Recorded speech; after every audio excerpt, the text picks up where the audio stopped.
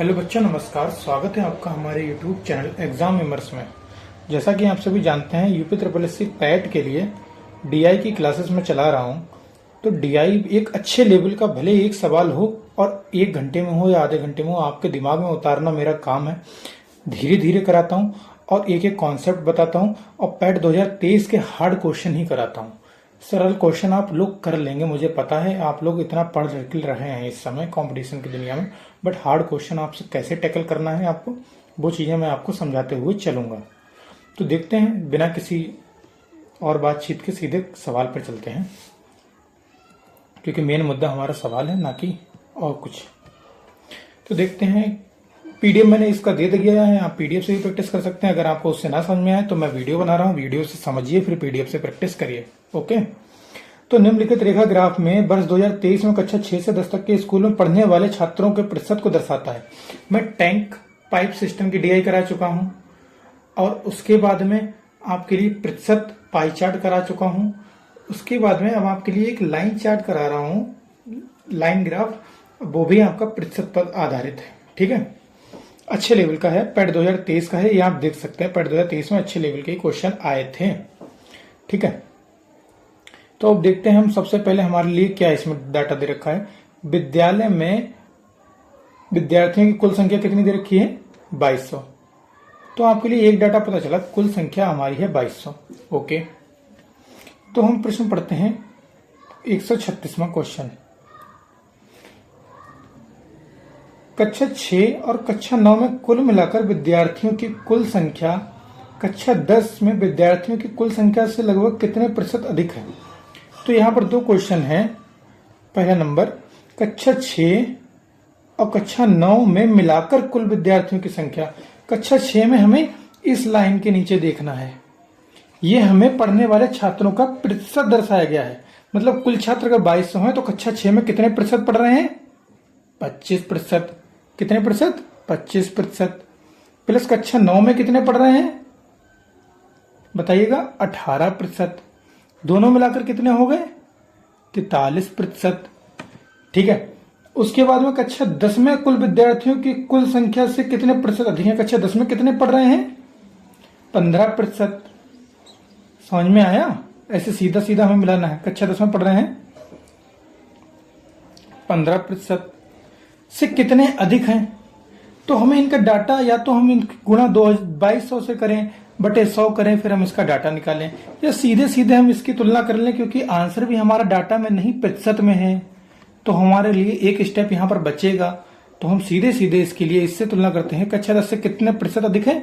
तो प्रतिशत अधिक के लिए मैंने आपको पहली क्लास में बताया था कि अधिक में से कम वाले को घटा दो। ठीक है, कितना बचा आपके पास? 18 में से 13 में से 5 गया 8, 3 में से 1 गया 2, 28% अधिक है। कितने पे? कम वाले पे अधिक होगा। और कितने से? गुणा 100%। ठीक है, उसके बाद हमें क्या करना है? 5 से काट दो, 5 3 15, 5 20 में 2 की 28 से गुणा कर दो, 560 भाग 3, 3 एकम 3, 2 6, 3 अट्ठे 24। 18 से कोई ऑप्शन शुरू हो रहा है, यही ऑप्शन आएगा आपका 187 वाला। सीधे सीधे मिला लिया करो। जब अपनी कार्य प्रणाली पर भरोसा रखो तो 2 डिजिट से भी आंसर मैच हो सकता है। ठीक है, तो ये क्वेश्चन किसके किसके समझ में आया? इजी वे में किया है इसलिए इजी लगा है, वरना इसकी पहले लोग क्या करते हैं, ऐसे करते हैं लोग, पता क्या करते हैं, बेवकूफी दिखाते हैं।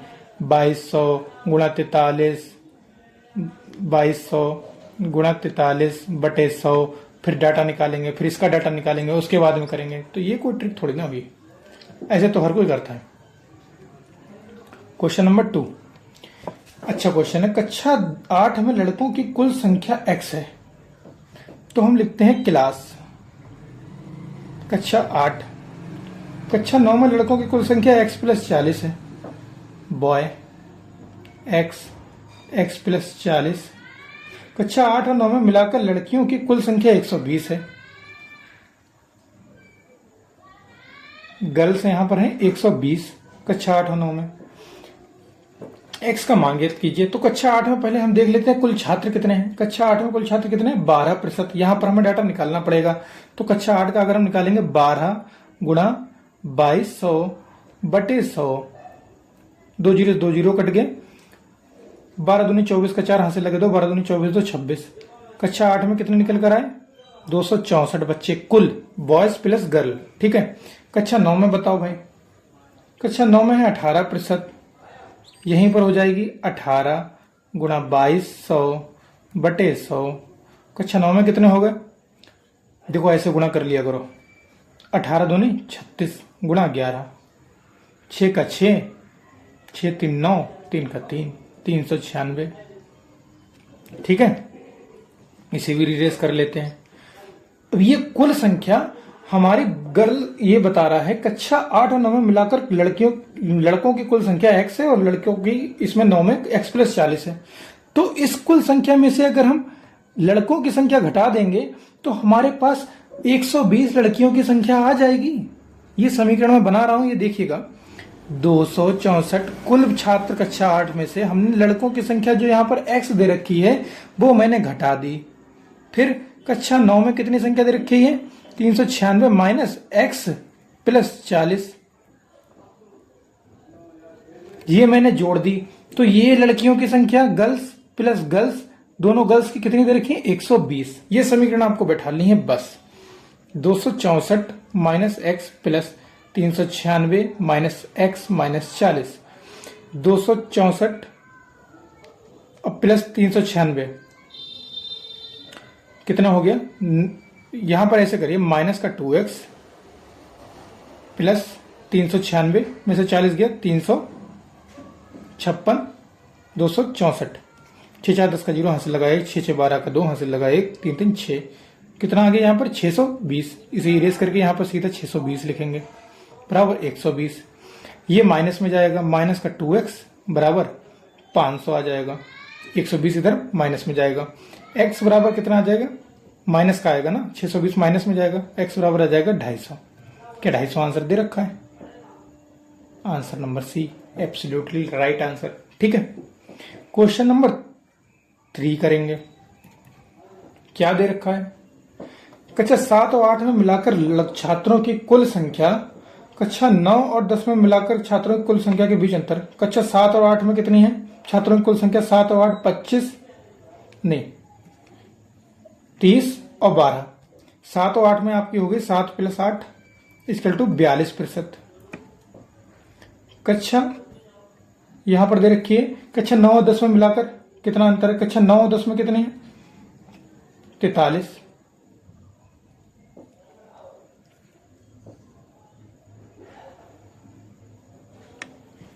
कक्षा 7 और 8 में मिलाकर छात्रों की कुल संख्या, 7 और 8 में आपकी आ गई 42%।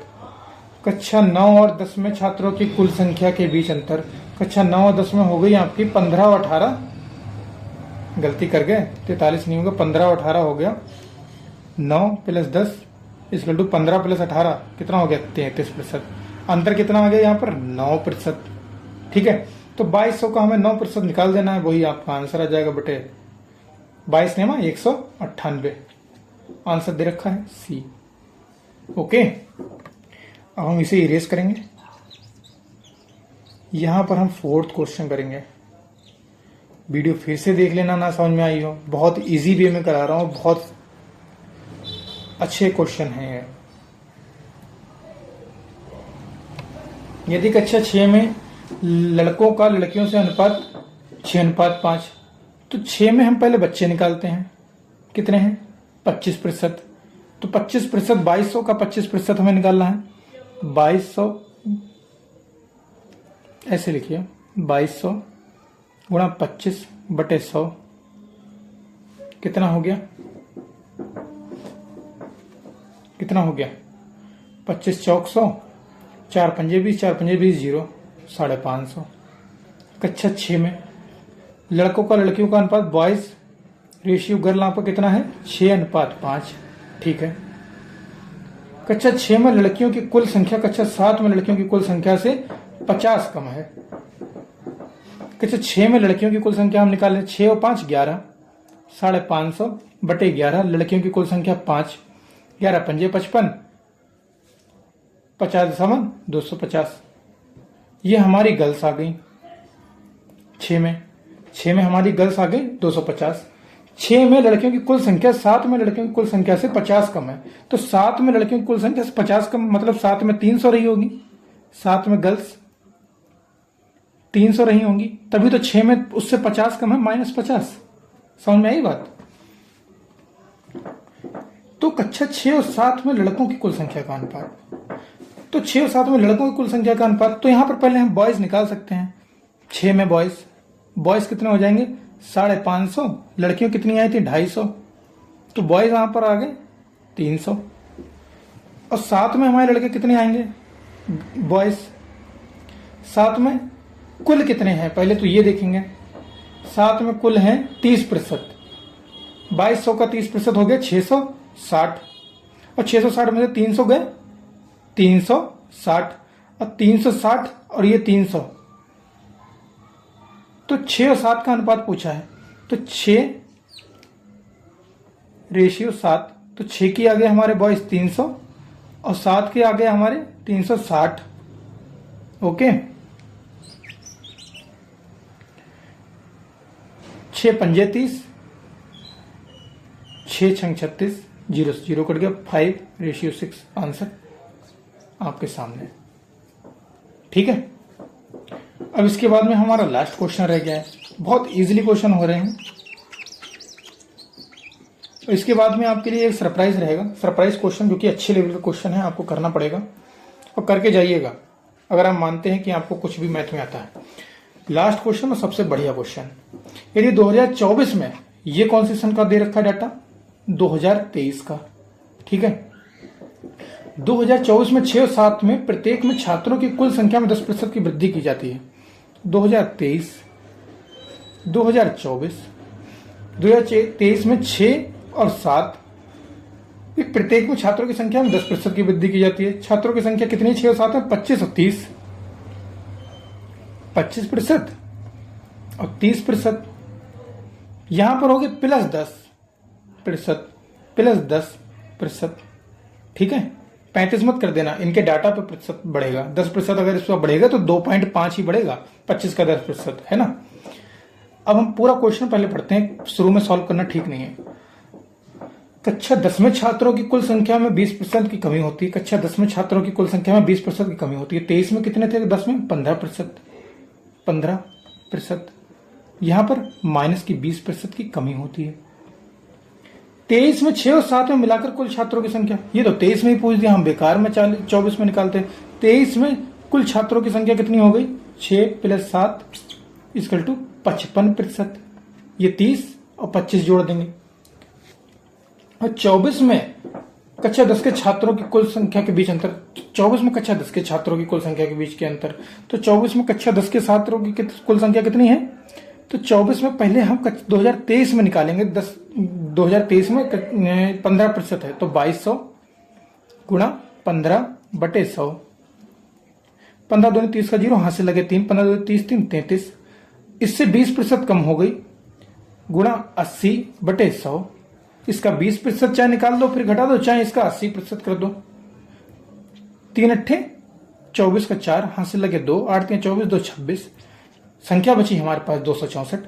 तो 10th में हमारे पास 10th क्लास में 2024 में संख्या बची है 264। ठीक है, समझ में आ रहा है? 10th में कक्षा 10 के छात्रों की कुल संख्या 264 और 6 और 7 में मिलाकर छात्रों की कुल संख्या 55% है। तो 2200 का 55/100, 2 जीरो 2 जीरो कट गया। 22 पंजे 110 का 0, हाथ से लगे 11, 22 पंजे 110 और 11 121। ठीक है, 6 और 7 में कुल इतने हैं। संख्या का अंतर पूछा है 264, हम इसमें से घटा देंगे 121 0 264। 10 में 4 गया 6, 10 में से 6 गया 4, और आपका इधर आ गया 9,